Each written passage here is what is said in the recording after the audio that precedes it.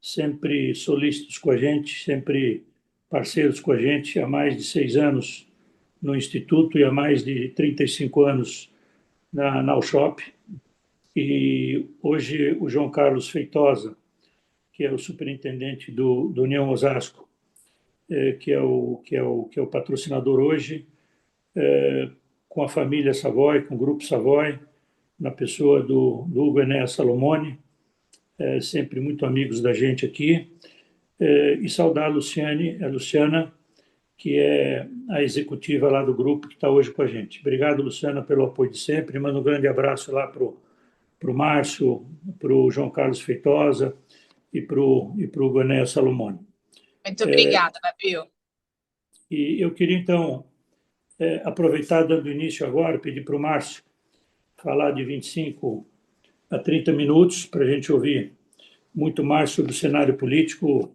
Para quem não sabe, ele foi secretário especial de comunicação da Presidência da República de 2016 a 2018, coordenou a assessoria de imprensa da Câmara dos Deputados em 2009 a 2010 e trabalha há 27 anos em Brasília como jornalista, analista político e consultor. Ele está junto com a gente, na USHOP, né? Semanalmente ele está junto conosco, todas as segundas-feiras, falando desse cenário maluco nosso aí.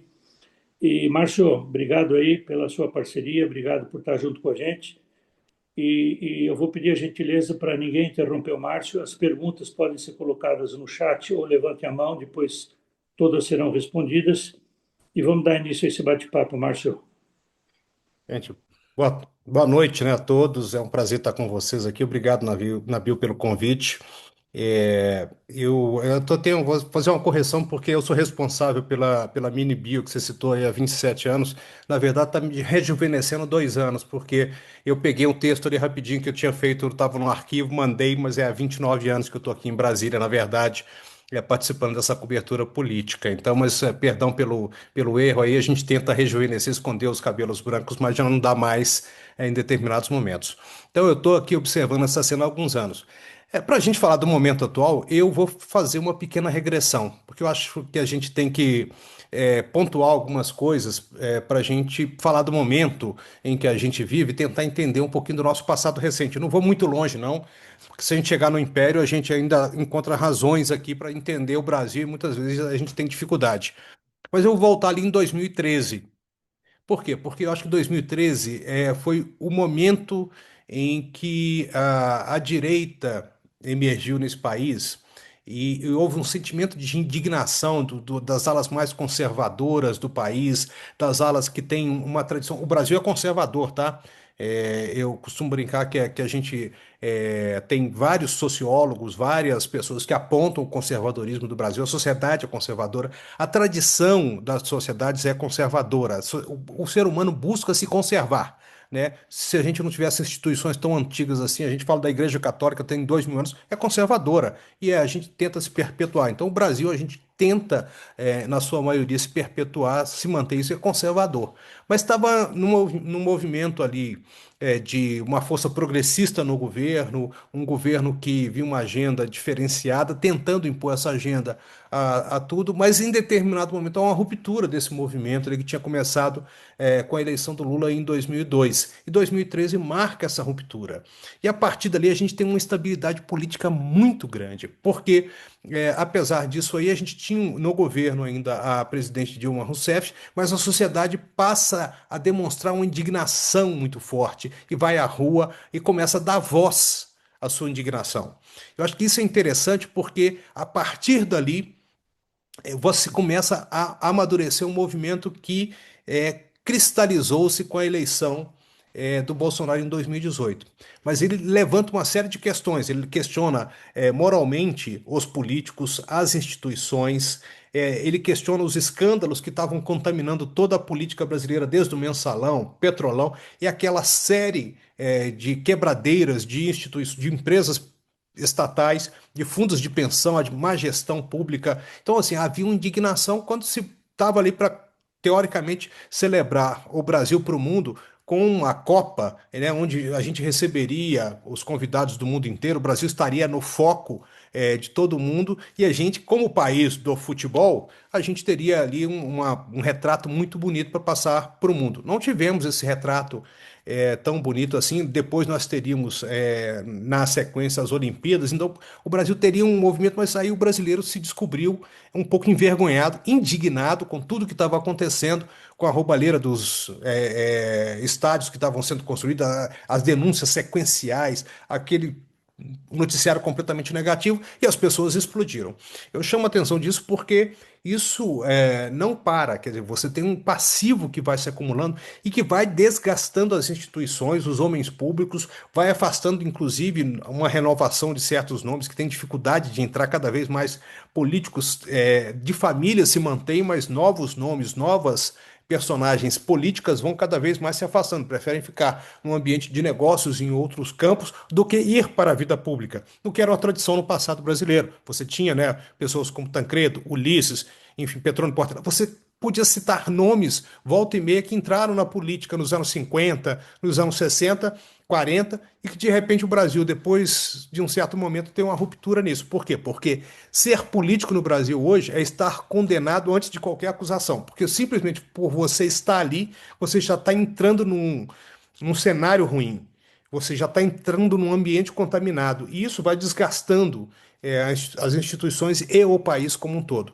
Chama atenção disso porque essa crítica da sociedade, essa indignação, também é pela ineficiência do Estado brasileiro. E o que se cobrava ali é uma série de reformas, de mudanças, de transformações que trouxessem um quadro melhor, uma entrega melhor, uma eficiência do Estado para as pessoas. Eu acho que aí também a gente tem essa agenda que surge, né? Que é uma agenda que se cobrava naquele momento. Eu acho que, vou citar aqui porque eu participei desse movimento, eu acho que ele foi muito feliz, que foi a percepção do presidente Michel Temer, quando ele banca o Ponte para o Futuro. Por quê? Porque se juntava ali uma série de ideias que economistas, que intelectuais, que empresários tinham de renovações e de mudanças no Estado brasileiro. E aí se pautava lá a reforma da Previdência, reforma administrativa, reforma trabalhista, contenção de gastos do Estado, melhoria da educação, investimento em ciência e tecnologia, uma série de coisas que a gente precisava enfrentar, que são coisas que o Brasil tem uma tradição de postergar, de adiar. Por exemplo, saneamento básico. E foi feito naquela época uma reforma, uma lei para mudar o saneamento básico e permitir um ambiente melhor para as empresas, para o setor público investir nisso, criando um novo marco regulatório.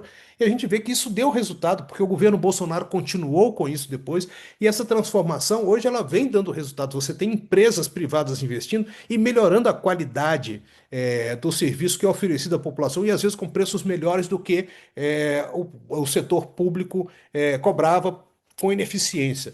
Então, essa transformação que começou-se a mudar e a desenhar um novo Estado, infelizmente, por uma derrota eleitoral e aí por uma discussão de agenda, ela foi perdida.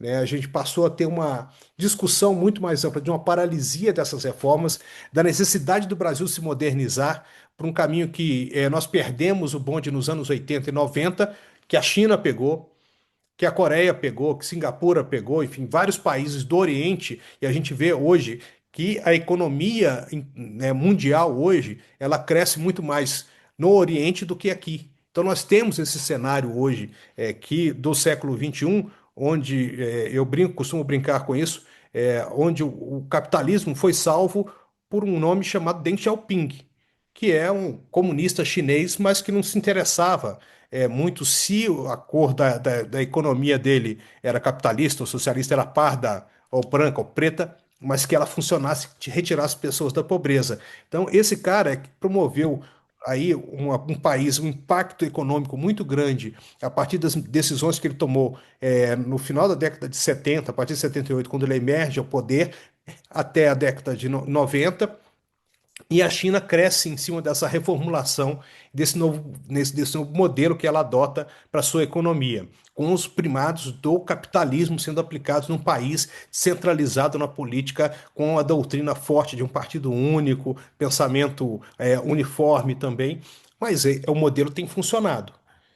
Enquanto o Ocidente tem gerado instabilidade. Estou colocando essa discussão aqui estou colocando só um cenário, tá? Eu não sou adepto da China, não, mas estou colocando porque é a discussão da eficiência do Estado ou não, tá? Só fazendo esse adendo aqui.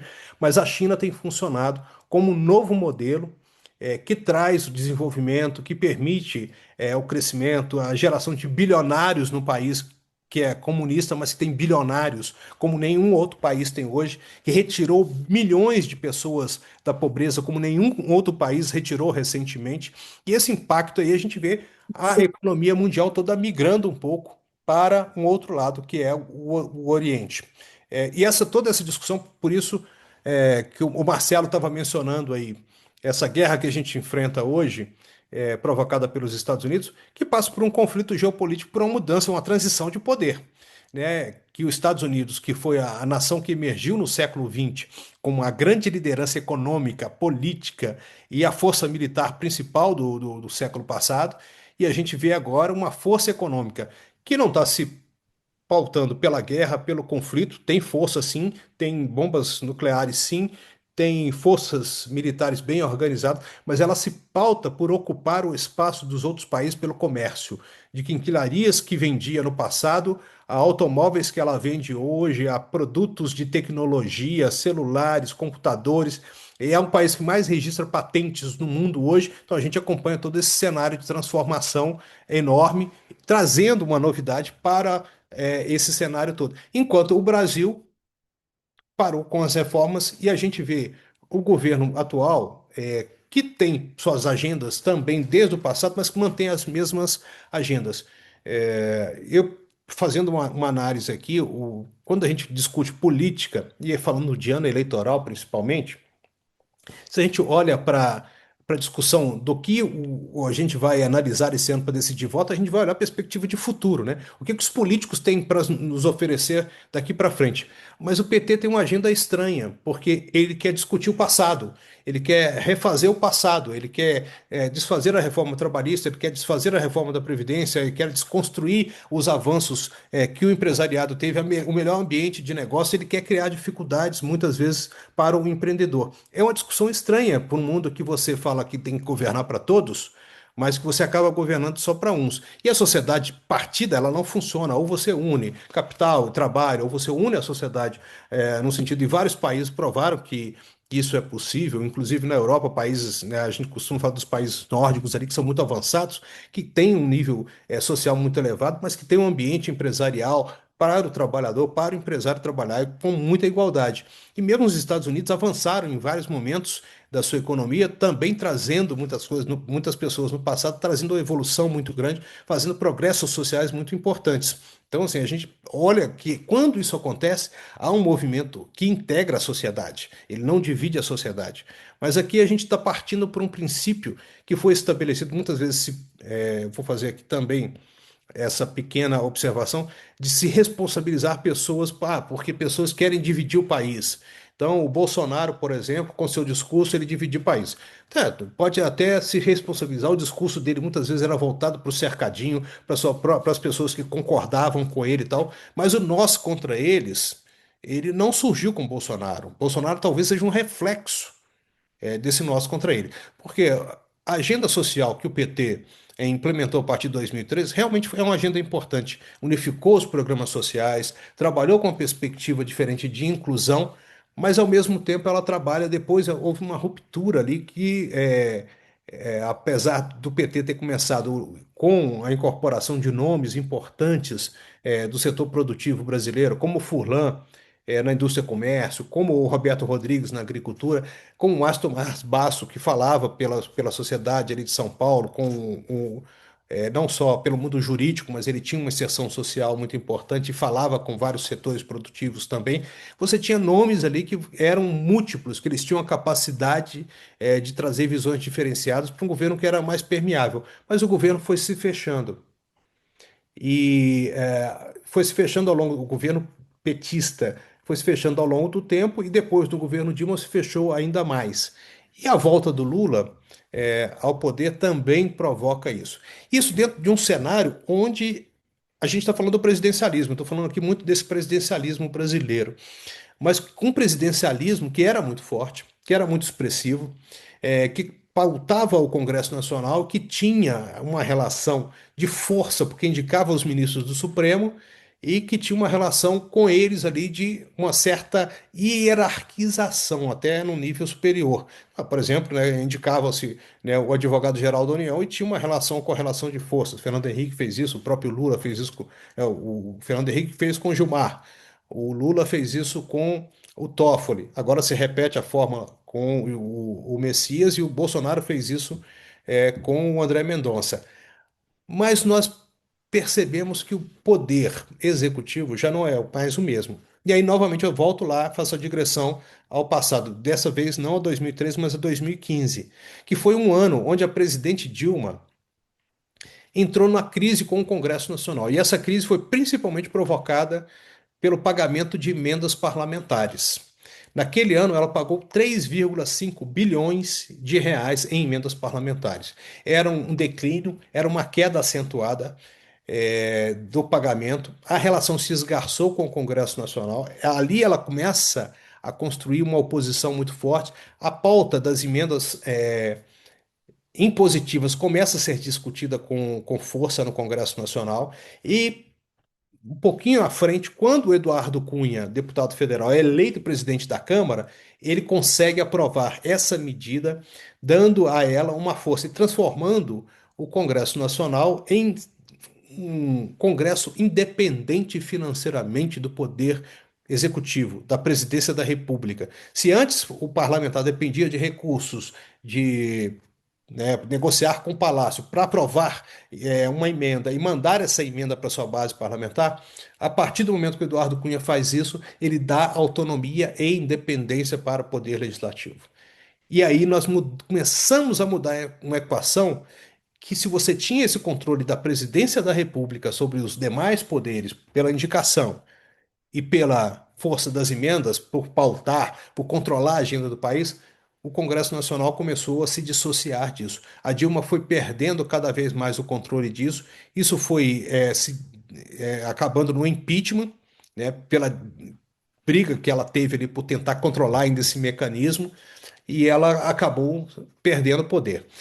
Tanto é que esse recurso que eu estou falando, que ele era de 3,5 bilhões, ele pula para 13 bilhões no primeiro ano do governo Temer e mantém-se mais ou menos nesse patamar de gastos com emendas parlamentares até o final do governo Temer. Em 2018, com a vitória do Jair Bolsonaro, 2019, 2020, esse número ele salta para 30 bilhões. Olha a capacidade de poder sobre o orçamento que o Congresso passou a concentrar. E ele passou a ter mais controle do orçamento do que o Ministério do Planejamento, do que a Casa Civil, do que a Secretaria de Governo, do que o presidente da República. Esse controle deu essa independência, essa força muito grande e enfraqueceu definitivamente o poder é, do presidente da República de pautar, de controlar. A gente viu dessas, vou citar dois exemplos aqui, de reformas aprovadas pelo Congresso Nacional, reformas constitucionais que precisam de uma articulação política muito grande, que precisam de um investimento político, uma articulação muito grande, e que, em geral, quando a gente via isso acontecer, o presidente da República estava muito envolvido nisso. Mas a reforma da Previdência no governo Bolsonaro não teve uma preponderância e a participação direta do presidente da República naquele período. Até porque o presidente Bolsonaro não gostava da reforma, não gostava do tema, falava muito a contragosto dele, porque ele é corporativo, é da natureza dele, ele é militar. Ele tirou a turma dele, inclusive, da reforma da Previdência, ele excluiu os militares da reforma da Previdência, mas ela foi feita pelo Congresso Nacional, muito mais do que pelo Executivo, pela Presidência da República.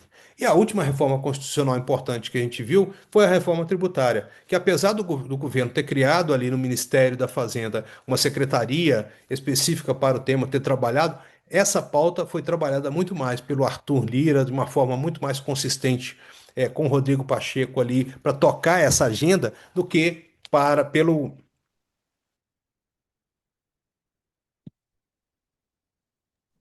efetivamente a articulação política, a agenda do país é muito.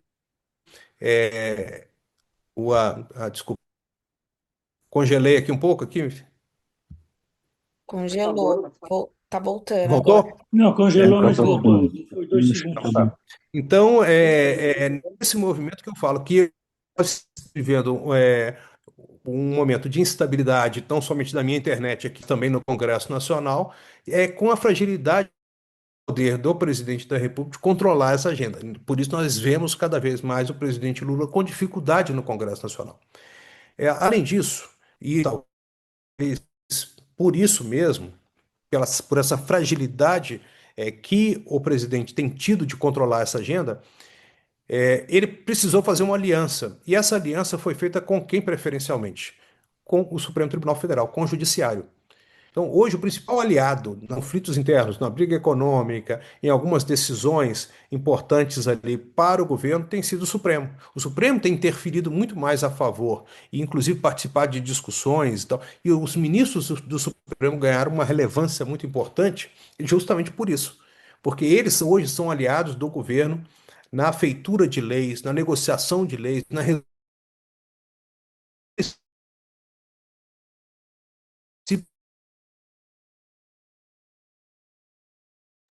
Travou aqui para mim. Travou Marcelo, aqui também. Márcio, deu uma congelada aí. Márcio, Acho que tá ele está ouvindo, tentando Márcio? estabelecer a conexão, senhor Nabil. Liga para ele, então.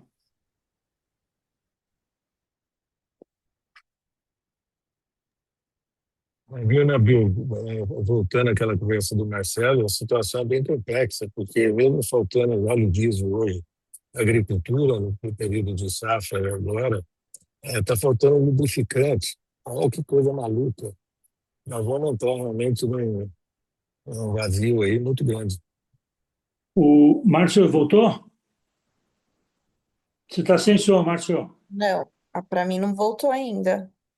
Não, ele está sem Tudo som, bem? voltou a imagem dele. Não, E tá agora? tudo bem? É porque eu tive um Tá, pico de luz aqui, tá? Aqui tá bom. a nossa companhia de energética de vez em quando dá um Retrocede, pico de luz retrocede aqui. aí o último minuto, então.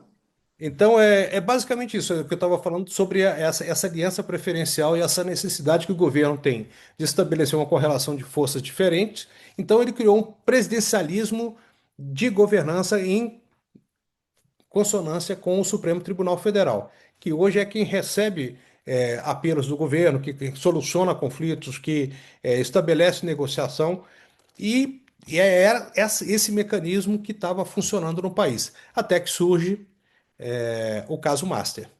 E aí a gente vê o Supremo hoje muito questionado, sendo um tribunal que está sendo até agora acusado, com uma investigação intestina sobre seus próprios problemas e numa crise que a gente não sabe ainda em que grau ela vai se dimensionar para o país num ano eleitoral em que há um desgaste muito grande das forças que se põem nesse sentido a disputar a eleição.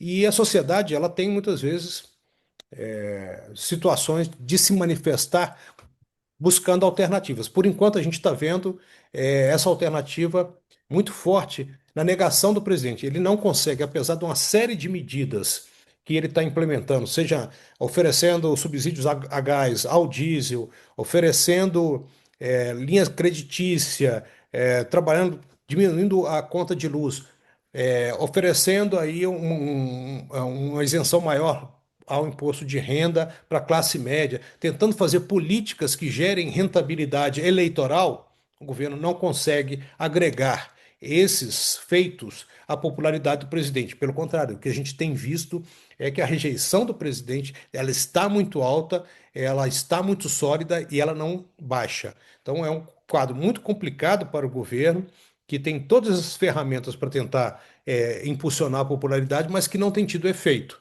E aí se brinca na última reunião ministerial que a população não fica sabendo disso. Na verdade, a população fica, mas a população também fica sabendo, isso que o Marcelo mencionou, que os produtos já estão subindo e que isso vai se refletir, né, no bolso das pessoas, seja no transporte de mercadorias, no preço do combustível, tudo isso vai impactar muito fortemente ainda no bolso das pessoas e na vida cotidiana das pessoas no Brasil. E aí torna a eleição do presidente Lula uma eleição muito incerta. Tanto que vocês viram que ele deu entrevista para um veículo amigo, que é o ICL, que é um veículo de esquerda, onde ele fala que não resolveu ainda se vai ser candidato. Que é sintoma de quê? Exatamente. É sintoma de que ele está forte nessa disputa. Se ele tivesse certeza da sua reeleição, se ele tivesse um quadro muito consolidado, acho que dificilmente ele falaria uma frase dessa. Ele poderia até dizer, não, vou resolver isso daqui, mas não decidi ainda. Eu acho que tranquilamente, eu acho que ele colocaria o nome dele como postulante, porque isso significaria só a afirmação de uma condição de favorito. Ele não está demonstrando isso. O que ele lançou ali foi uma dúvida, uma semente, até para a militância dele interna. Então, eu queria falar, eu não vou falar, eu já estou falando há muito tempo aqui, gente, mas porque eu gosto da dinâmica da gente conversando. Eu fiz uma introdução geral, tentei trabalhar numa série de temas aqui, às vezes internacionais, às vezes nacionais, para a gente poder aqui levantar. Ampliei bem o leque aqui para a gente conversar, mas bater um papo com vocês, ouvir questionamentos. E tentar estabelecer esse canal direto com vocês aqui para a gente, que nas perguntas, nas observações de vocês, eu tenho certeza que serão enriquecedoras também dessa conversa, desse bate-papo que a gente está fazendo aqui agora. Obrigado, Márcio. Muito boa a tua apresentação, como sempre. Eu queria fazer uma rápida homenagem ao meu amigo aqui, Paulo Cavalcante. Cadê o Paulo? Paulo Cavalcante? Fugiu? Estava aí. Bom, de qualquer maneira, eu vou registrar. Ele foi eleito essa semana presidente da FACEP, que é a Federação das Associações Comerciais do Estado da Bahia, numa disputa muito acirrada, e o nosso amigo que está no Instituto venceu. Então, dá os parabéns aí para o Paulo. Daqui a pouco ele deve ter saído, daqui a pouco ele entra, e a gente registra novamente. Eu queria pedir, nós temos uma pergunta aqui do Mauro Bellini. Mauro, faça a tua pergunta, por favor, para o Márcio. Obrigado, Márcio, pelas colocações. Falando de futuro, cenário político, né, atual para o futuro e não do passado. Qual é a chance que tu vê do candidato do Kassab para ser redireto, uma terceira via, o Caiado, furar a bolha Lula-Bolsonaro? E a outra, tu já deu um toque no finalzinho aí, Márcio. Ia te perguntar, é verdade que vai ser o Haddad, o candidato do PT? Não, eu acho que assim, o problema de você fazer uma troca a essa altura do campeonato, e vamos lembrar aqui que o Haddad era mencionado desde o começo do governo, né? Foi ministro da Fazenda, pode ser o candidato futuro, porque o Lula tinha dito na eleição passada que não seria candidato. Então, começou-se aquela expectativa, a imprensa começou a soltar uma coisa ou outra, e começou o fogo interno, né? O fogo amigo é aquele que melhor resolve essas questões. Queimaram o Haddad, né? Vinha da Casa Civil, vinha da Glaze, que era presidente do PT naquele momento, e deram uma queimada no Haddad. O Haddad foi rebaixado, o desgaste dele, ele foi obrigado a se recolher, e hoje cumpre a função de oferecer um palanque para o presidente Lula em São Paulo, que não tinha ali nenhum palanque forte para enfrentar o Tarcísio, não foi se construída nenhuma liderança, ele teve que deixar o ministério e assumir essa função de oferecer um palanque para o presidente tentar diminuir o impacto do Tarcísio para um candidato de oposição, que ele apoia o Flávio, né? Então, se ele amplia a diferença ali no estado de São Paulo, é um sinal ruim para o presidente, e aí eles estão colocando o Haddad nesse sentido. Pode ser que aconteça se o presidente. Eu vi outro dia, eu acho que o Garotinho falando, e o Garotinho, ele foi aliado do Lula, mas hoje é inimigo, e fala com o fígado, né? Mas ele fala uma coisa mexendo com a vaidade, que o Lula não será candidato pela vaidade, pelo temor de perder. Acho que assim, tem um ponto aí. Será que o presidente Lula, depois dessa trajetória que ele tem na política brasileira, sabendo que vai perder uma eleição e será candidato, é a dúvida que se coloca. Mas para algumas pessoas petistas que circulam bem no governo ali, que estão bem, dizem que ó, o presidente Lula é candidato, ele vai ser candidato, ele acredita que vai ganhar e ele não está preocupado com isso, não. Ele vai ser candidato, só sai do palácio, se perder mesmo, passa a faixa, mas a contragosto. Ele quer continuar ali. E tem um que brinca até que ele fala assim: olha, ele só sai daqui no caixão se deixar. Então, aquela coisa do poder, o poder realmente vicia. Então, você tem essas coisas assim, pessoas que analisam de um lado, de outro, e falam essas observações sobre o presidente. Sobre o Caiado, quem assistiu o discurso dele no dia que ele foi anunciado, foi um discurso muito interessante dele colocar algumas coisas, até que porque ele já manda uns recados para o Flávio, né? Que que o recado básico dele era o seguinte, que o Bolsonaro sentou na cadeira, não tinha experiência de governo, e o PT voltou. E estão tentando aplicar agora com o Flávio, que não tem uma experiência administrativa, a mesma receita. E que ela já não funcionou uma vez, não vai funcionar a segunda vez. Sinalizando que é o seguinte, olha, o Flávio tem que ter uma experiência administrativa, tem que passar por um governo, tem que amadurecer para poder depois ser presidente da República. Eu já fui governador, já tenho essas credenciais. Então, o que ele está querendo colocar é justamente essa credencial, como governador que tem resultados muito fortes na segurança, mas que tem bons resultados na educação, na saúde. Ele tem resultados econômicos melhores que do país, no crescimento do PIB, no estado. Então, ele está listando esses dados e essas informações para tentar fazer um confronto. Se vai funcionar o apelo dele, eu acho assim, que ele tem muita dificuldade nisso. Mas o que nós temos que imaginar é o seguinte: se ele consegue fazer esse comparativo, tá? Mostrando que ele é um candidato mais qualificado que o Flávio. O que nós temos que observar é o seguinte: qual a desconstrução será feita do Flávio durante a campanha? Porque isso o PT vai fazer. E o PT já fez isso muito bem no passado. Vamos lembrar que a Marina, quando assume o lugar do Eduardo Campos, lá em 2014, ela apareceu e foi lá para frente das pesquisas. E o PT fez a desconstrução dela em campanha, que ela foi desmontando, desmontando, e daí a pouco o PT estava liderando. Então, essa desconstrução ela pode ser o ponto que leve, né, o Caiado a se viabilizar, se ele souber realmente se posicionar, se ele conseguir convencer parte do eleitor de centro, mas agora ele tem que convencer, inclusive, parte do eleitor bolsonarista a votar nele. E isso é muito difícil. Ele tem um grande desafio pela frente. Trazer um eleitor de centro, mas trazer também parte do eleitor bolsonarista, que é aquele bolsonarista que eu acho que assim, pode ser mais antipetista do que bolsonarista. Se ele conseguir fazer esse movimento de mostrar que ele é viável, que ele consegue derrotar o Lula, pode ser que ele tenha uma chance. É um trabalho hércules. É difícil, não é um trabalho fácil porque ele tem pela frente. Obrigado, Obrigado, Márcio. obrigado, Márcio. Eu queria, antes de passar para o Bise, que quer fazer a segunda pergunta, agora que o Paulo Cavalcante entrou, ele colocou lá uma camisa branca bonita e um paletó chique.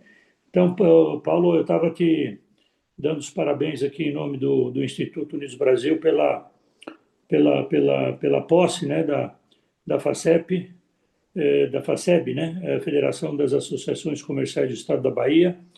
E depois da pergunta do Bise, eu vou passar a palavra para você, Paulo, tá bom? Vamos lá, Bise. Bom, boa noite a todos, parabéns, Márcio. Hoje nós tivemos uma reunião aqui em Caxias do Sul com o Zema, né? E ele falando do momento político aí e falando também sobre a sua candidatura. É, Quando o Collor se elegeu, ele falava muito, era um desconhecido e falava no caçador de Marajá. E hoje nós temos aí um momento político bastante conturbado, a questão da corrupção, o caso Master, etc. e tal. É, Existe o apelo hoje do eleitorado para alguém que possa fazer a questão de diminuir os custos do Estado, ser um cara conservador, como é o Zema. Ou seja, quando ele entrou no governo, não quis morar no palácio, não quis usar o helicóptero, não quis usar o carro. E transformou o estado de Minas Gerais num estado de economia, ou seja, da redução do custo do estado, que a gente tanto fala, que é diminuir o tamanho do estado. Então, o Zema tem um discurso aqui que ele é bastante apelativo para o empresariado. E ele diz que ele é o único que é empresário e sabe as dores do empresário quanto à questão de impostos, quanto à questão da contratação, do ativismo judiciário, etc, etc. Então e aí foi perguntado a ele se ele será presidente ou é candidato a vice. E ele disse que na campanha anterior ele chegou em terceiro lugar e que agora na campanha ele vai conseguir mostrar o que ele fez em Minas e o que ele poderá fazer no Brasil. E que ele poderá até aceitar o Bolsonaro como vice dele, né? Ele não foi convidado para ser vice ainda formalmente, mas ele poderá convidar o Bolsonaro.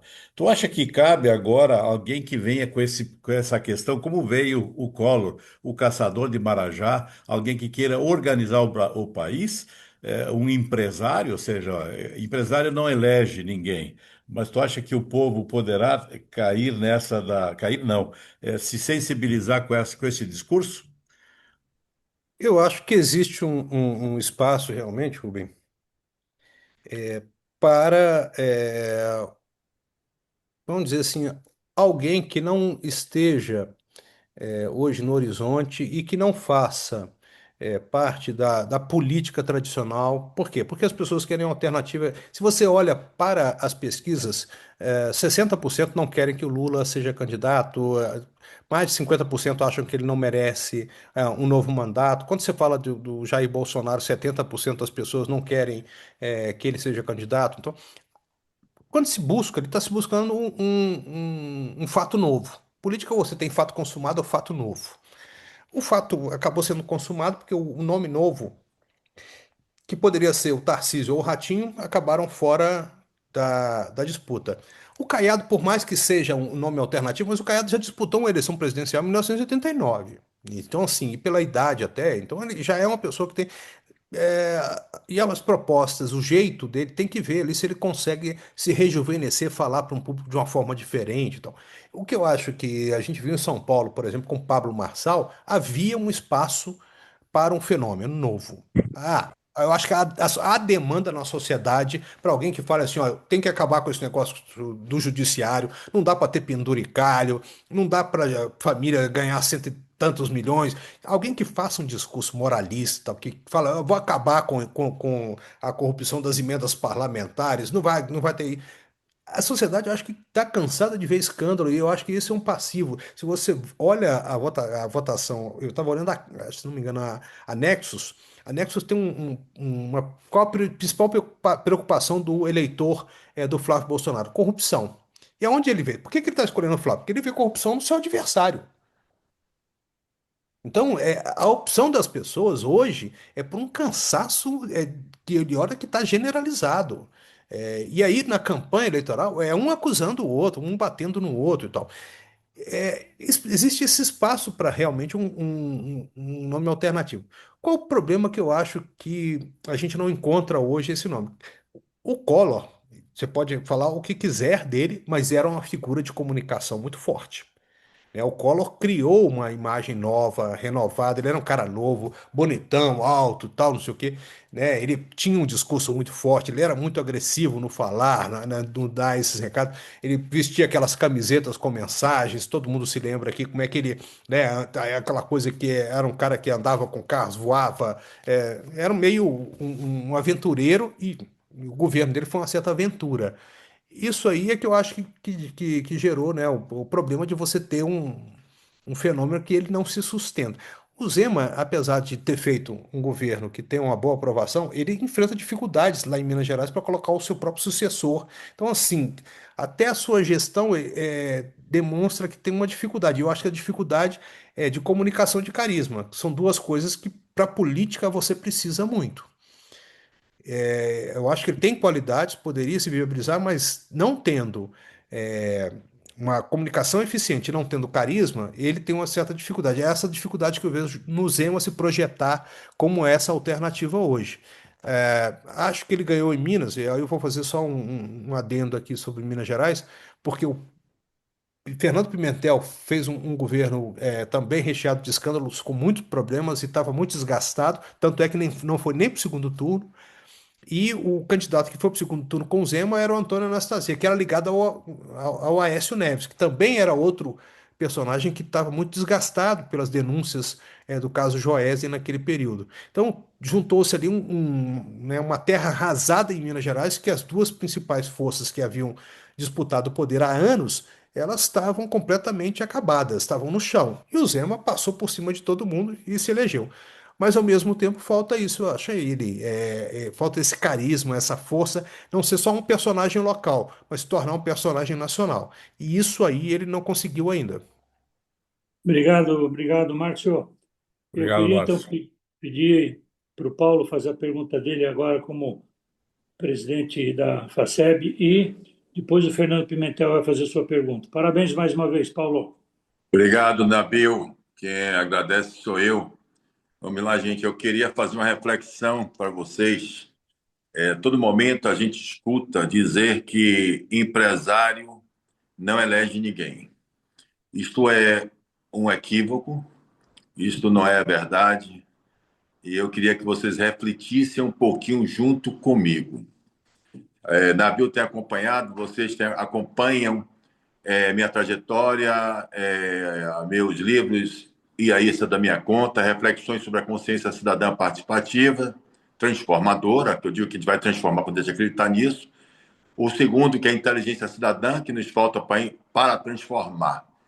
E aí eu estou nessa trajetória que a Nabil tem acompanhado, desde o Instituto do Brasil, da Associação Comercial da Bahia, Bicentenário, no Conselho da CACB, e agora assumindo a federação aqui do Estado da Bahia. E eu faço essa provocação, pensem comigo. Quem não sabe se organizar é governado pelo grupo que sabe. O empresário, ele banca, ele paga imposto, ele emprega, ele produz alimento, indústria, tecnologia, serviço, paga tudo, mas ele não sabe se organizar, ele é fragmentado. Eu vou dar uma informação para vocês pensarem comigo. Só a CNI, CNA, CNC, CNT, que tem sistema compulsório, recebe dinheiro do sistema S, compulsório. Muita grana, né? Muitos de nós aqui participamos desse sistema. E a CACB, que não tem sistema compulsório, mas essas 5 só. Não estou falando de Abrace, Abrazel, não estou falando de outras, de combustível, não estou falando de nada mais. Estou falando apenas dessas 5 confederações. Elas têm, somados nos seus sites, 16 milhões de empresários. Tá? Só a CACB tem 2.300 associações espalhadas no Brasil, com 2 milhões de associados. Veja bem, faça agora uma comparação com quem sabe se organizar. Vamos à bancada evangélica.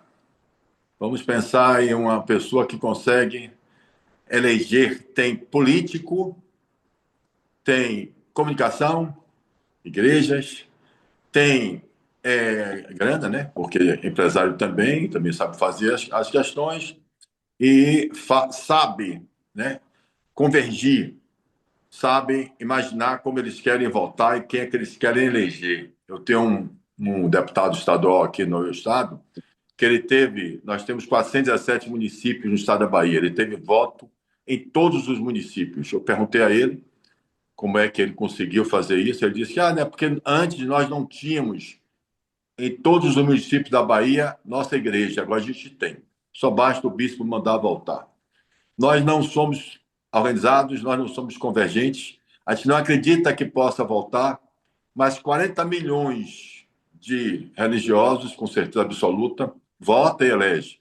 Mas 16 milhões de empresários, se soubessem convergir, soubessem se organizar, a gente também faria uma bancada. É só uma provocação, é o que eu acredito, é o que eu tenho trabalhado e é isso que eu tenho insistido.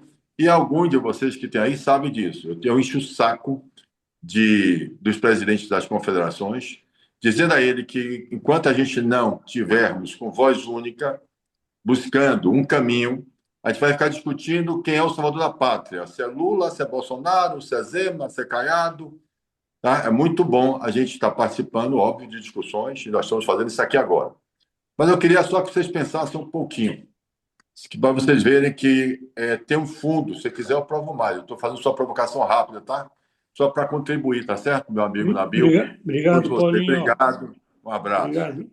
Eu vou pedir para o Fernando falar, depois tem o de Israel e o Luiz Carlos Andrade. Vamos lá, Pimentel. Está sem som. Nabil, muito obrigado. Parabéns, Márcio. Parabéns a todos os colegas aí que já se manifestaram. Márcio, duas questões. Aliás, uma terceira é mais uma conclamação muito em cima daquilo que o Paulo falou.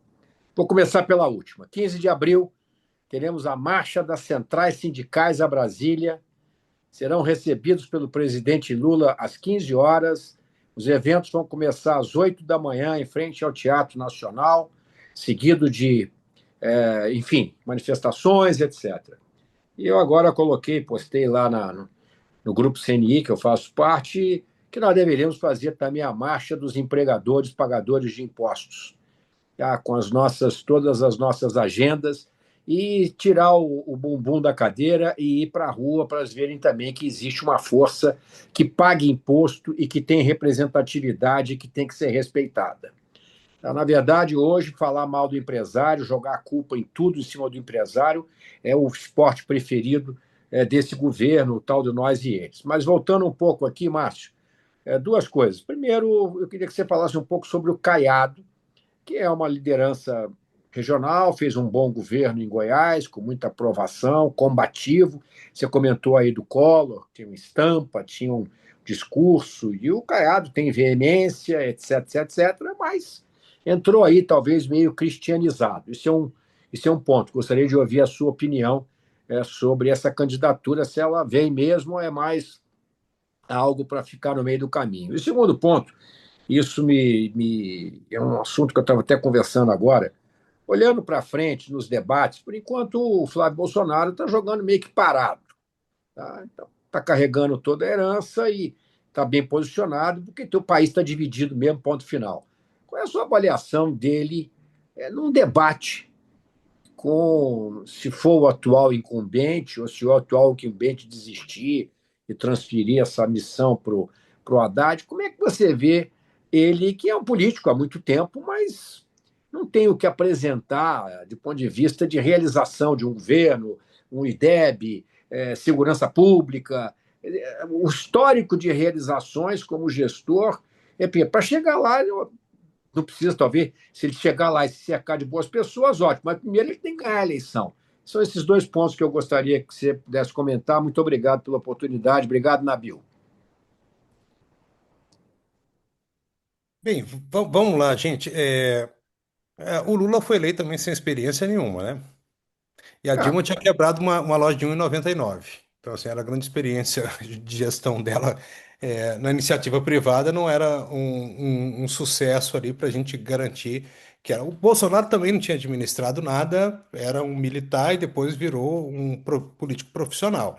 Então, assim, o eleitor muitas vezes ele escolhe um candidato, eu acho que, e aí, acho que o Flávio pode se eleger sim, independente de ter experiência ou não. Como você disse, se ele conseguir vender a ideia de que ele tem pessoas qualificadas do lado dele, que ele vai se cercar de bons profissionais para as áreas essenciais do governo, ele pode passar essa impressão. Isso pode passar confiança para as pessoas. O próprio Bolsonaro fez isso quando falavam dele e tal, não sei o quê, que ele não tinha com ele, falava, você fala com Paulo Guedes. Virou o posto Ipiranga, né? Porque ele fala com o Paulo Guedes, passa lá no Paulo Guedes e virou o posto Ipiranga dele.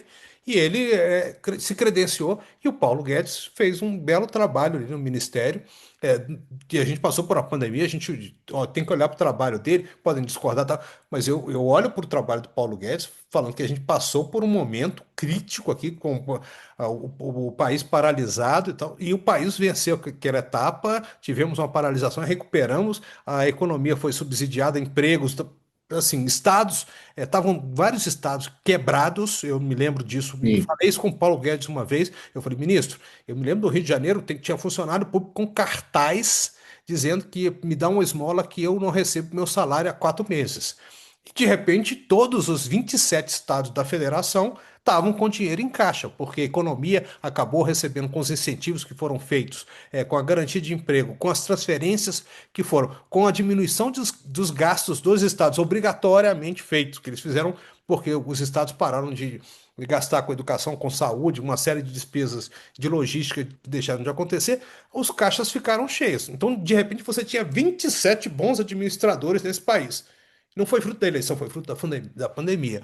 Então, por isso, eu acho que assim, o Flávio pode se viabilizar por isso, ele pode se qualificar. Hoje, gente, técnica eleitoral hoje, uma das coisas que as pessoas mais fazem é media training. E o Flávio pode ser preparado para isso também. Então, assim, preparar bem um candidato, técnicas, ferramentas existem. Então, apesar disso, de achar que é a pouca experiência dele, eu acho que assim, se ele encaixar o discurso, bom marqueteiro, né, bons conceitos trabalhados ali, tem viabilidade. Ele vai ter que se defender, aí depende, o adversário também vai jogar casca de banana para ele, não serão poucas. Né? O nível da campanha me parece que será muito agressivo e, né, a linha de cintura ali vai ser toda hora atravessada. Então, não tenho muita essa pretensão de falar que nós teremos uma bela campanha para assistir, não. Ela será feia muitas vezes. É, o Caiado, ele tem grandes qualificações, mas aí tem que ter essa coisa de vencer o apelo do Flávio Bolsonaro, de ocupar, porque ele não vai disputar o eleitor do Lula, ele vai disputar o eleitor do Flávio. Eles terão os dois que brigar, tá? Tem esse eleitor do centro, mas esse eleitor do centro, ou eleitor antipetista, ele quer o quê? Ele quer derrotar o PT.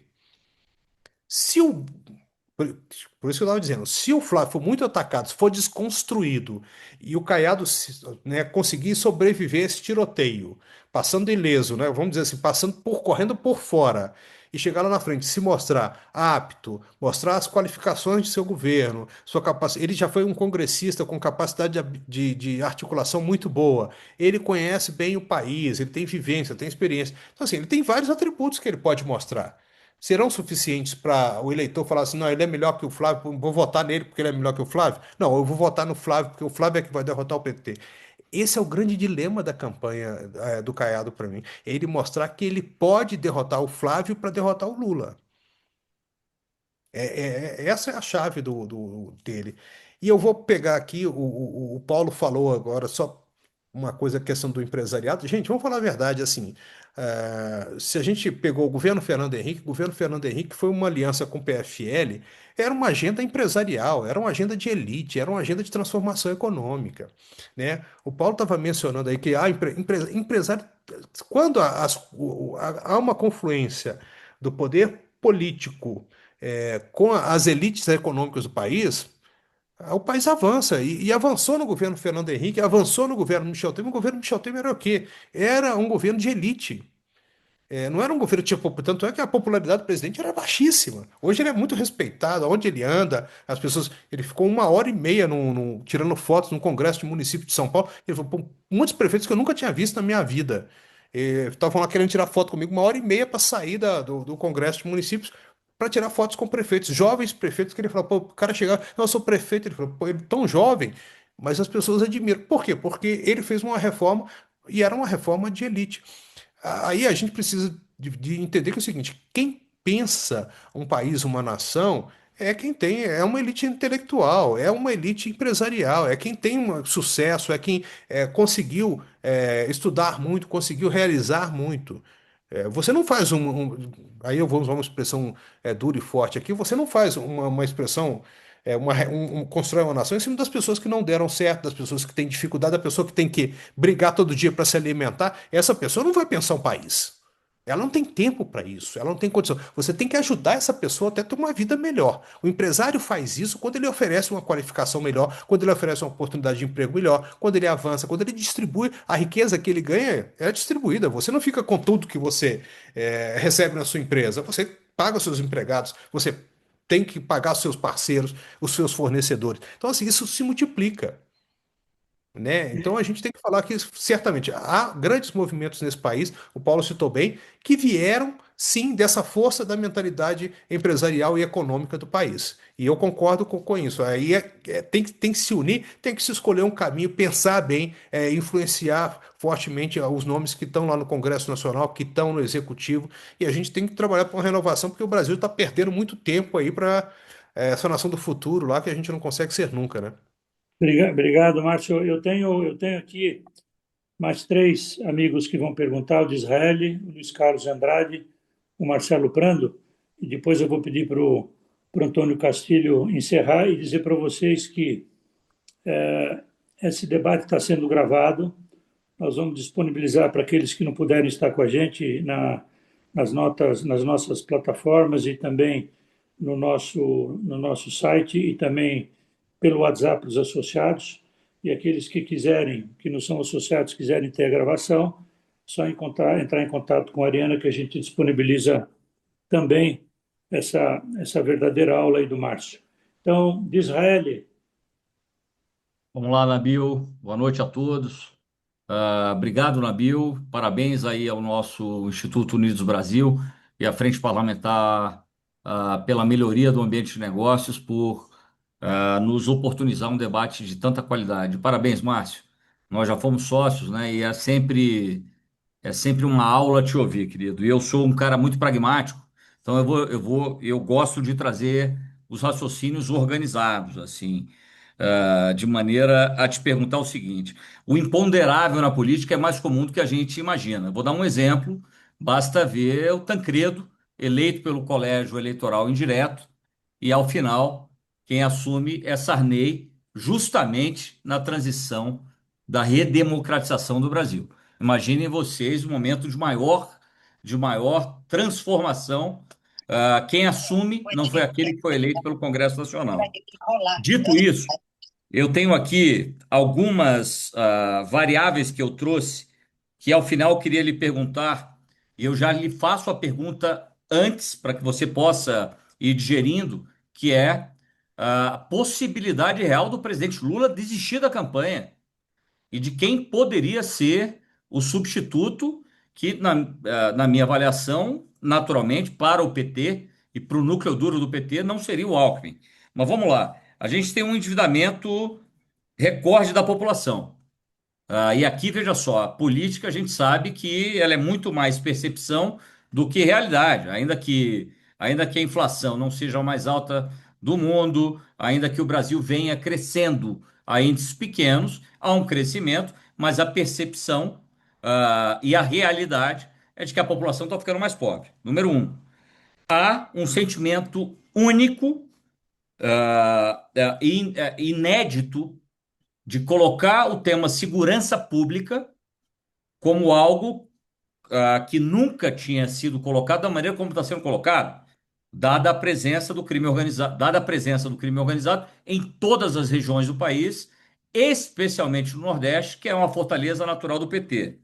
Número dois. Número três, os palanques do Nordeste, que historicamente são favoráveis ao PT, desta vez começam a colocar desafios importantes. Veja a Bahia, vamos lá, Bahia, Paraíba, Natal, Maranhão.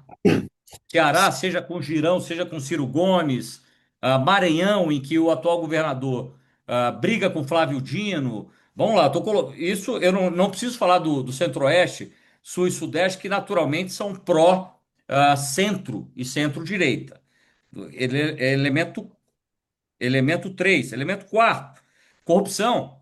Esse era um ponto que estava fora de debate desde a Lava Jato, que voltou com muita força, dado o caso do Banco Master.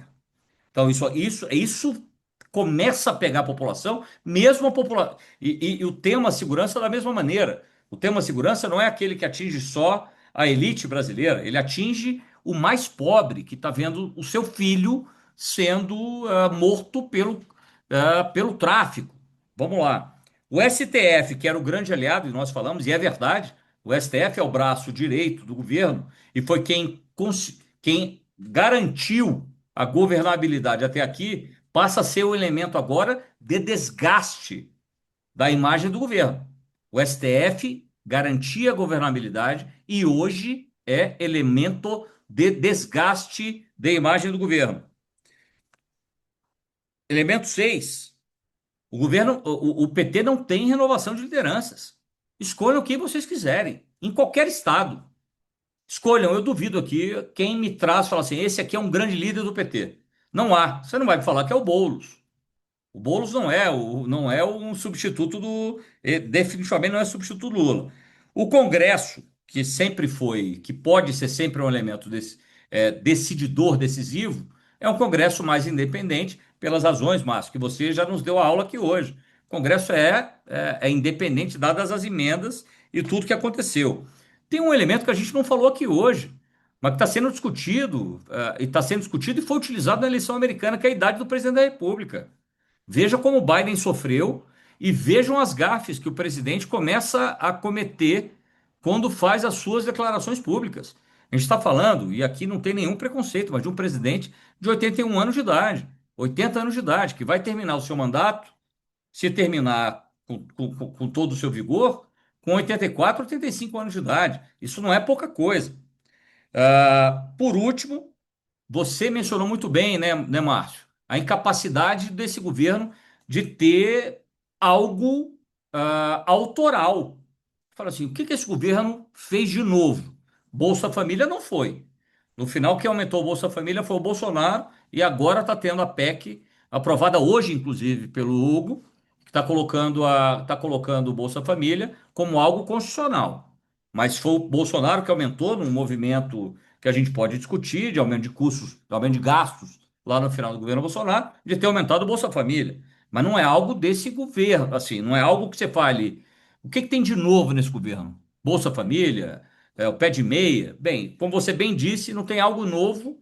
E o que foi de novo, por exemplo, o imposto de renda, que é uma grande medida em si, não vamos falar o que o projeto de lei trouxe, né? O projeto de lei foi ótimo no ponto do imposto de renda, para gerar mais renda disponível para a população, mas aumentou o dividendo, passou a cobrar dividendo em 15%, a tributação de remessa de lucro para o exterior em 10%. Foi um desastre aquele projeto de lei. Mas os 5 mil são ótimos em termos de isenção. Vamos lá. Eu já falei aqui, o ponto 9, na verdade, é essa incapacidade do presidente de apresentar algo novo. E por último, Márcio, o ponto 10. O Brasil é conservador, como você muito bem disse. Ele é conservador e está ficando mais conservador. O público evangélico está aumentando progressivamente, com perspectiva de 2040, salvo engano, alguém pode me corrigir, 2040 ser maior do que o público católico. Isso não é negligível, isso é um fato que altera inúmeras variáveis do jogo político. Dito tudo isso, Márcio, o jogo para o presidente Lula, quando o Flávio sequer começou a campanha efetivamente, e o Flávio já está competitivo. Claro, ele não está fazendo campanha e nem foi devidamente agredido, como será numa campanha política. Então ele ainda tem muito muito a apanhar. Mas o ponto é, será que a gente está diante de uma possibilidade real do presidente Lula não ser candidato nesta eleição, dadas estas variáveis que eu te digo, ou se ele não for um candidato, se ele se mantiver como candidato, como ele chega nessas eleições de outubro de 2026? Essa é a minha pergunta. Desculpem, pessoal, a pergunta é mais longa do que deveria. Márcio, Eu depois vou tentar dessa ser sintético dissertação, aqui na resposta. Márcio, me faz uma gentileza. Eu tenho mais duas pessoas para perguntar, então eu queria que você procurasse ser um pouco mais sucinto para dar oportunidade. A gente já estourou um pouco o horário, mas... Perdão, mestre Nabil, falei muito. Não, mas não tem problema, porque eu acho que está extremamente produtivo aí o debate, mas só para poder dar oportunidade para as outras duas pessoas também. Mas vamos lá para a tua resposta, Márcio. Em primeiro lugar, assim, eu vou fazer duas coisas. Vou pegar dois pontos que você citou. Palancas regionais. Maranhão está complicado, Ceará está complicado, está mal no Rio Grande do Norte. No Piauí está surgindo o Joel, que está colocando o Fonteles em xeque. Na Bahia está complicado. Em Pernambuco tem dois candidatos apoiando, mas daqui a pouco pode ser que dê uma distanciar, porque os dois palanques, talvez aquele negócio, um vai ter que tomar uma posição diferente para se diferenciar. Aí você começa a olhar o cenário do Nordeste, não parece ser o cenário da eleição passada. E o Nordeste, vamos lembrar, só a Bahia ofereceu acho que 3 milhões e 700, 3 milhões e 800 de frente. 4 milhões de votos. Acho que 3 milhões e 800 é o número mais. Mas assim, é muito voto de frente e que isso propiciou, aí neutralizou vantagens que o Bolsonaro teve no Sul, no Centro-Oeste. Então, assim, dessa vez parece que o quadro está um pouco complicado. Eu conversei com um amigo baiano anteontem e ele falou: olha, tá um quadro muito complicado para o Jerônimo e tem um desgaste de material. E o fato de eles lançarem dois nomes do partido, o Rui e o Jacques, para disputar o Senado, está causando problemas políticos. Então, é um quadro de delicadezas que eles têm ali. Então, esses palanques regionais podem prejudicar muito o desempenho, porque não vão trazer o mesmo resultado que na eleição passada, e podem gerar uma votação menor. Aí a situação se complica mesmo, porque não compensará isso no Sul, nem no Sudeste, nem no Centro-Oeste. E o Norte está ruim também. Então, a fortaleza petista hoje, ela começa a apresentar fragilidades em algumas muralhas. Do outro ponto de vista é o Xandão.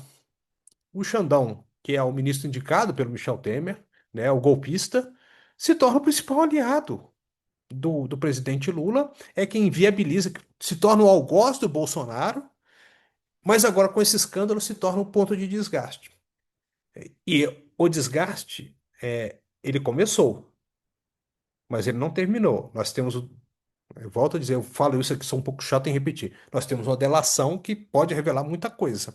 Nós estamos vendo manchetes aí falando dos pagamentos milionários, 80 milhões para o escritório. Isso cai na conta direta do presidente Lula hoje. E essa conta é salgada porque o eleitor vai cobrar lá na frente. Então, assim, é um quadro adverso. Então, o incumbente, ele chega sem o favoritismo. Ele vai querer enfrentar isso, é aquela decisão que eu acho que ele tomará muito intimamente. É difícil falar, porque tem conjuntura política, outras pessoas, o partido depende dele, o partido só fica unido hoje com o nome dele. Se não for o nome dele, eles vão se unir mas vão se unir a contragosto, vai ter briga para sucessão. Mas o único nome que une o PT, e o dia que ele não estiver mais na chapa, né, como a gente viu lá no Rio Grande do Sul agora, para fazer uma estratégia política, criaram um palanque lá para ele, porque estava difícil, a divisão ia atrapalhar. E você vê o que aconteceu ali. Quer dizer, Nosso genro peitou. Peitou mesmo que ou o PT Nacional intervém, ou não tem chapa para o PT no Rio Grande do Sul. não, mas eles já falaram que vai ser com a Juliana e o Edgar Preto renunciou, então. Entendeu? Então, assim, é um pragmatismo que está ali, mas eu acho que vai ser uma decisão muito pessoal. Eu não saberia te dizer. Né, eu sou jornalista, a gente mexe com fonte, tem que ter fato para a gente sustentar alguma coisa. Eu fiz ciência política para tentar entender aqui na UNB, para compreender melhor, mas isso aí eu te confesso que aí é tarô puro. E aí eu não tenho curso de tarô ainda para poder. Eu também não teria resposta, querido amigo, porque a situação, de novo, o Bom, imponderável está colocado vamos, como poucas vezes a gente Sobrenatural de viu, né? Almeida. Exatamente. o Luiz Carlos, por favor, faça sua pergunta. Nabil, muito obrigado. Eu acho que não, já fui respondido. Eu tinha uma dúvida a respeito de Caiado. Acho que o Márcio Freitas foi brilhante nas ponderações dele. Obrigado pela apresentação e obrigado a você, Nabil. Bom Imagina. exercício. Obrigado. O Marcelo voltou há 2 semanas de Las Vegas com precisar de dinheiro. Ele voltou com US$ 600 mil que ele quebrou o cassino lá. Então, quem precisar de algum empréstimo com juro baixo, pode falar com ele. Sortinha, sortinha. Fala, Marcelinho. Tudo bem aí, Marcelo, pessoal? os caxienses aqui precisam de um empréstimo aí na tua empresa. Tá? Vamos lá. Bom, pessoal, obrigado aí, Nabil. Queria parabenizar meu amigo Paulo Cavalcante também. Já foi meu concorrente e amigo. Quem acha que concorrente não pode ser amigo, eu e o Paulo é uma experiência aí. E saudade, Paulão, parabéns. Márcio, é o seguinte, eu vejo assim a política no Brasil, eu sempre fui meio leigo, apesar de que meu pai foi candidato algumas vezes, mas não era envolvido muito na política. Eu achava que o PSDB era de direita, né? E assim, a gente não tinha outra opção. Se você for ver, a gente não tinha uma outra opção se não fosse o PSDB. E dizem que o Bolsonaro é isso, o Bolsonaro é aquilo, mas o Bolsonaro veio para diferenciar e mostrar o que que era direita e o que que é esquerda nesse país. Eu acho que jamais o Brasil vai ser pacificado novamente. Vai continuar quem for, quem vier, Flávio, Zema, essa divisão vai continuar. Agora, o Bolsonaro deixou um legado e deixou substitutos. Temos aí o Nicolas, que é um menino ainda que eu acho formidável e tem muito futuro político pela frente. Temos o Zema, temos o Caiado, a gente tem uma infinidade de candidatos. E a minha pergunta é, você acha que a esquerda nesse país está se afundando? Não tem substituto? Eu fiz essa pergunta para o Tarcísio uma vez, e ele acha que o substituto do Lula é o João Campos, mas o Lula nunca fomentou esse menino. Então, eu queria uma análise sua sobre o futuro da esquerda no Brasil. Marcelo, vamos lá. A direita, você citou alguns nomes, a direita tem ainda, você não falou do Tarcísio, tem o próprio Ratinho que desistiu, tem realmente o Nicolas, tem outro, tem o Zuco, o Zuco vai ser candidato, é o nome favorito no Rio Grande do Sul, que pode surgir. As pessoas perderam a vergonha de falar que são de direita, né? Quando você tinha o Centrão ali, né? O MDB mesmo, você tinha uma ala ali, mas que falava que não era de direita, era um partido social, meio, né? Essa coisa social-democrata que saiu de dentro do MDB, do PMDB ali, que criou o PSDB, era um pessoal que trazia alguns conceitos liberais junto com mas conservadores. Eles não são tão revolucionários, mas incorporavam certas medidas econômicas ali de progressistas. Agora, vamos falar a verdade aqui, conceito de direita. Bismarck é o nome da direita, é o cara que fundou a Alemanha. Você sabia que Bismarck foi o primeiro cara a fazer uma implantação de um modelo previdenciário no mundo? Foi a direita que fez. Não foi um cara de esquerda, foi Bismarck, né? Você vai olhar na Inglaterra, foi Lloyd George, que era um cara considerado mais social, e quem era o ministro dele que implantou as principais reformas sociais? Winston Churchill. Isso no começo do século 20. Então, assim, a gente fala assim, a direita tem propostas sociais, tem mudanças sociais, tem transformações, tem melhorias sociais. E eu acho que, assim, por falta de conhecimento histórico, tá, muitas vezes a gente deixa de reconhecer esses personagens e esses valores. Então, assim, você tem transformação social, a esquerda cobra muito, tal, não sei o quê, mas muitas vezes foi a direita que fez essa transformação de fato, reconhecendo que existem demandas dos trabalhadores sociais que são justas. Então, isso acontece muitas vezes na sociedade pelo diálogo, pelo conflito, pela luta, pela briga, mas é um processo normal. E aí quando você fala assim, o que veio aí para ficar, eu também acho que assim, isso sempre existiu e vai continuar existindo. É esse conflito entre as demandas sociais, porque isso é natural da relação humana. A gente estabelece esses conflitos. E agora, quem que vai ser essa esquerda? É uma boa pergunta. Fala-se do João Campos. Realmente ele é um fenômeno de comunicação. Ele está vendo lá a Raquel Lira crescer agora, e aí vamos ver a eleição lá. Eu escuto gente experiente falando: olha, não será uma vitória fácil, e talvez o João Campos ele vai ter que trabalhar muito, por quê? Porque a gestão dele é muito frágil. Ele tem uma boa imagem, uma boa comunicação, um talento como político, mas do ponto de vista de gestão, ele é um menino muito jovem ainda, ele não conseguiu traduzir impacto à gestão dele. A gestão dele não trouxe os resultados que Recife esperava. E a Raquel está entregando muita coisa. Agora, como ela já tinha sido prefeita, tinha mais experiência, ela conhece mais o mecanismo da gestão pública. Então, ela está entregando muita coisa. Vamos ver a eleição lá se ele se consolida agora como essa liderança. Ele tem que ganhar a eleição, fazer uma boa gestão depois para se projetar. Falar agora que ele já é uma figura, o sucessor, o herdeiro, eu acho precipitado. Eu acho que ele tem que dar provas ainda dessa liderança, dessa capacidade de gestão, ele tem que amadurecer. E aí é o tempo que dirá se isso se confirma ou não. Eu assisti uma vez uma conversa, né? O ex-presidente Sarney, uma pessoa perguntou para ele, e aí eu estava meio próximo da conversa. Uma pessoa perguntou quem que é aquele menino ali, tá ali, era o Aécio Neves, que era o presidente da Câmara, e falou, futuro presidente do Brasil. A previsão não se cumpriu. O Aécio, né, chegou a presidente da Câmara, foi governador de Minas, ele tinha essa percepção de que seria presidente e o destino não quis. Então, política muitas vezes tem essa coisa de você conseguir fazer as coisas, conseguir se projetar, tem sorte, tem que estar no lugar certo na hora certa.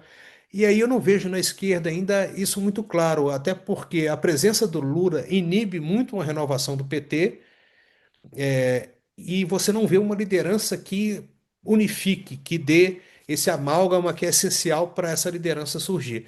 A presença dele é inibidora. A presença de um líder muito forte, em geral, ela inibe o surgimento de novas lideranças. É raro o caso de você ter um líder que surge, que sai multiplicando os seus nomes. O Montoro fez isso em São Paulo, saiu Serra de lá, Fernando Henrique saiu de lá, o Temer foi do governo dele, Quércia, ele elegeu Quércia. Então, assim, saiu uma série de nomes que saíram para frente e que tiveram um papel relevante na história do país.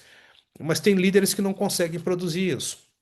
Aí é difícil enxergar para frente agora. Eu, sinceramente, não sei ainda.